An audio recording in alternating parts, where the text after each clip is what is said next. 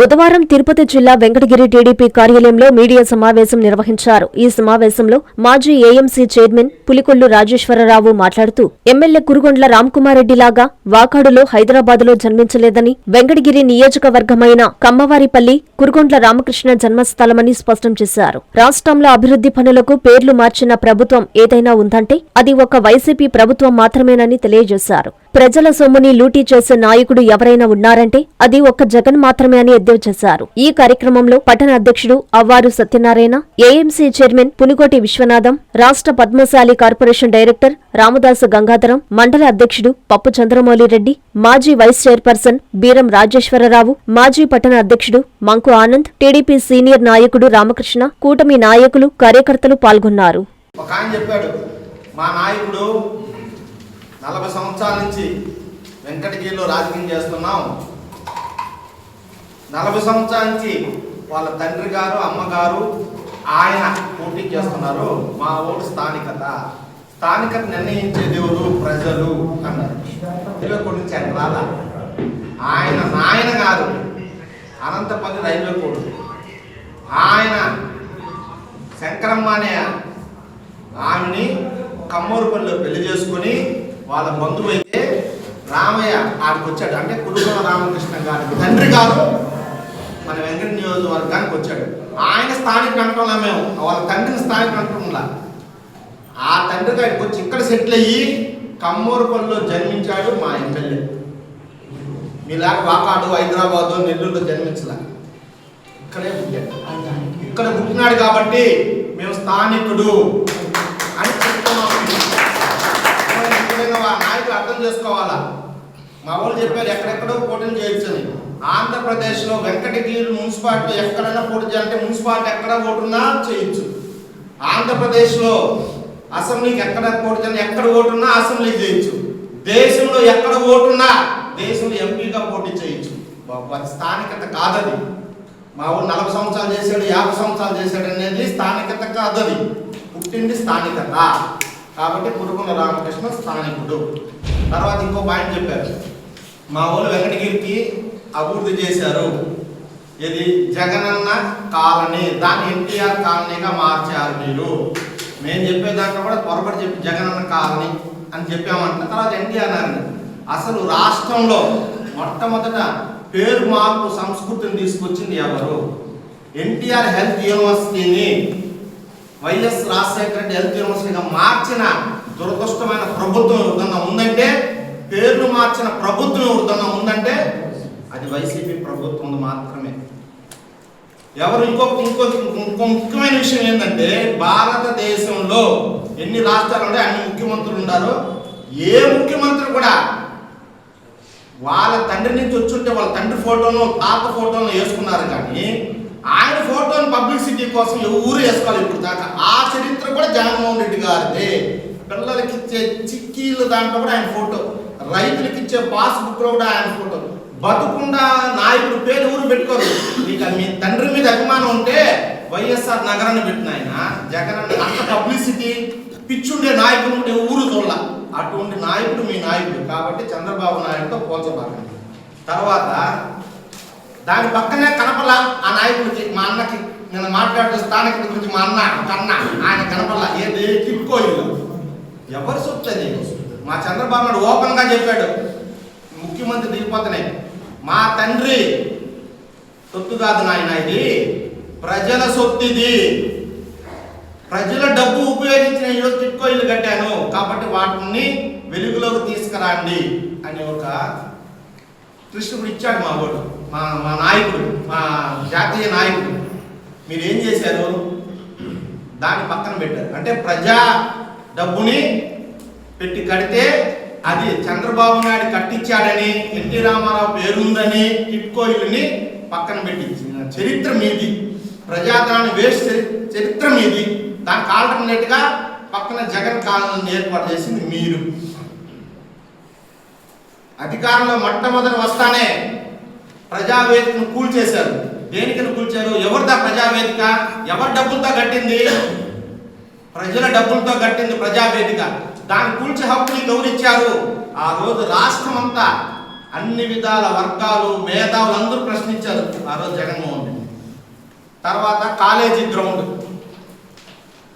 గ్రౌండ్లో నేదుమల్లి జనార్దన్ రెడ్డి గారు సీఎం హోదాలో ఒక వెంకటగిరిని ఆయన పాపం చదువు అంటే కూపించి ఆయన కాలేజీలో పెట్టడం, ఆయన చదువుని డెవలప్ చేయడం, బ్రహ్మాండంగా డెవలప్ చేయాలని వెంకటగిరిని కూడా ఒక హబ్గా చేయాలని అధ్యక్షుడు పెట్టాడు. మేము కాదన్నామా, సంతోషపడ్డాం. కానీ దురదృష్టం ఏంటంటే ఆడ బిల్డింగ్ కట్టేదానికి వెంకటగిరి నడిబొట్టులో ఉండే కాలేజీ గ్రౌండ్ని ఏలంపాట పెట్టి ఆడ బిల్డింగ్ కడతారా? వెంకటగిరి స్థానికులు అయితే ఆ విధంగా చేస్తారా? అంటే వెంకటగిరిలో పిల్లకాయలు ఆడుకోగలేదా? మీకు ఆ జ్ఞానం రాలేదా?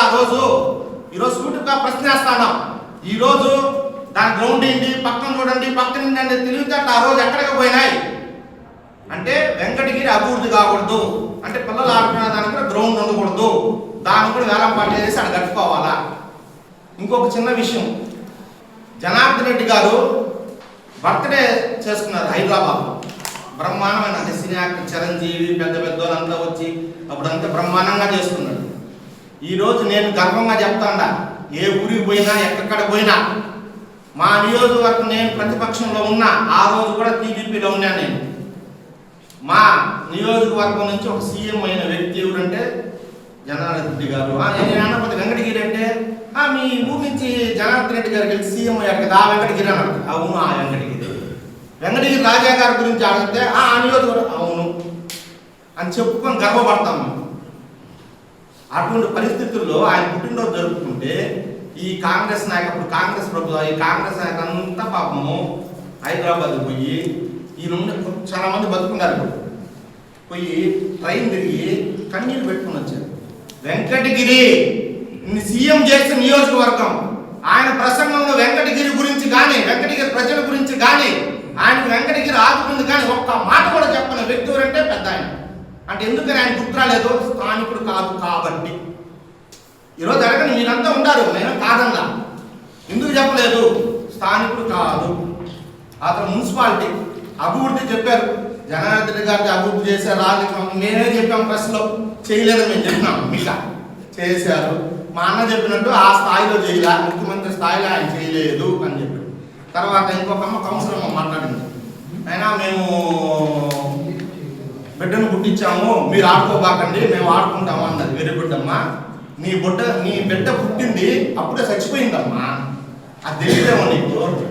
మీరు అంత ఇంట్రెస్ట్గా మున్సిపాలిటీ పోయి మున్సిపాలిటీలో ఏం జరుగుతుందో తెలుసుకోకుండా ఉన్నారు మీరు.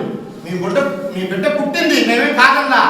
98 కోట్లకి అమృత 2 స్టోన్ వేసుకున్నారు, కాదల్లా, అది క్యాన్సిల్ అయింది. మేము చెప్పింది అమృత 2 102 కోట్లు జీవో, మన పత్రికా విలేకరులు చూపిస్తాను. అమృత 2 జీవో ఎప్పుడు వచ్చిందన్నా 9/6/2026. ఇది మేము చెప్పింది.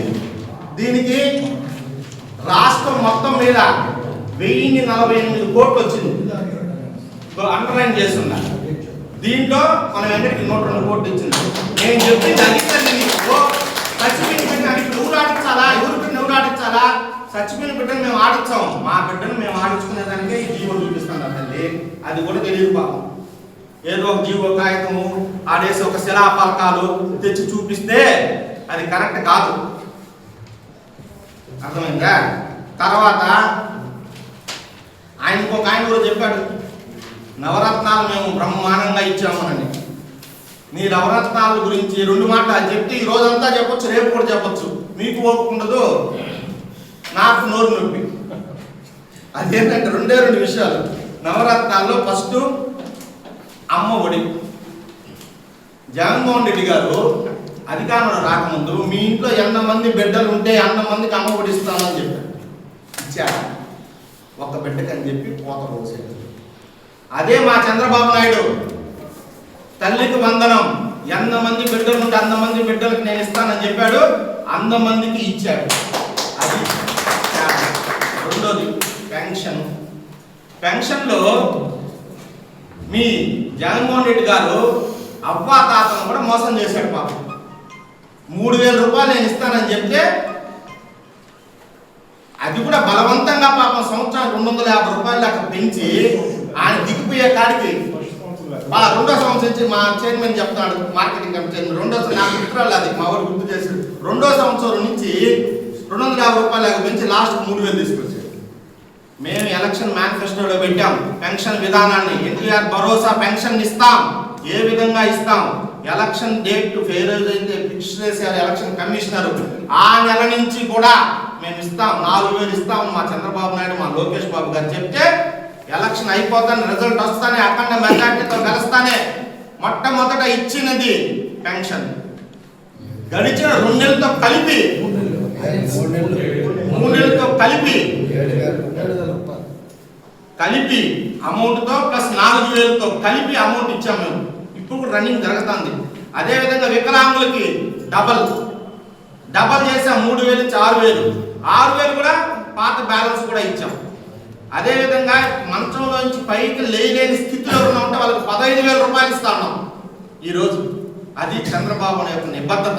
అంజనీ శ్రీకరం నెల్లూరు మున్సిపల్ కార్పొరేషన్ పరిధిలో ఆత్మకూరు బస్టాండ్ నుంచి అతి సమీపంలో నుడా మరియు రెరా అప్రూవల్ తో 60 ఎకరాల mega gated community venture Anjani Srikaram. Our project highlights top class amenities అయిన club house, children's play area, parks, swimming pool, gym, walking tracks తో పాటు ఓవర్ హెడ్ ట్యాంక్, ప్రతి ప్లాట్ కి వాటర్ ట్యాప్ కనెక్షన్, ఇలా అన్ని అధునాతన సౌకర్యాలతో ఇళ్లని ఆనుకుని వెంటనే ఇండ్లు నిర్మించుకున్నటకు సిద్ధంగా ఉన్న venture Anjani Srikaram. Clear title మరియు డాక్యుమెంటేషన్ తో బ్యాంక్ అప్రూవల్ కలిగి పెట్టుబడికైనా ఇండ్లు నిర్మించడానికైనా బెస్ట్ వెంచర్ అంజనీ శ్రీకరం. మన పిల్లల బంగారు భవిష్యత్తు కొరకు భూమిపై పెట్టుబడి పెడదాం. అదే సరైన మార్గం. అదే మన శ్రేయాలు అయితే మరింత నమ్మకం. మీ సొంత ఇంటి కలకు నేడే శ్రీకారం చుట్టండి అంజనీ శ్రీకరంతో. సైట్ విజిట్ కొరకు నేడే సంప్రదించండి. Shriya real estate private limited, Magunta layout, Nellore. Hi Nellore, please subscribe to N3 TV.